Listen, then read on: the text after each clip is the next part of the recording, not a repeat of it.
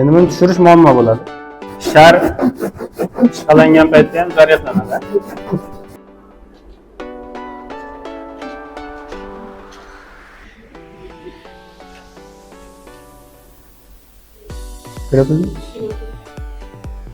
Endi buni tushirish muammo bo'ladi. Asosiylari ikki xil. Ikkita jismni bir-biriga ishqalash yo'li bilan ikkita jism bir-biriga ishqalansa har doim zaryadlanadi. Va bitta zaryadlangan jismni boshqa neytral jismga tekkizish yo'li bilan.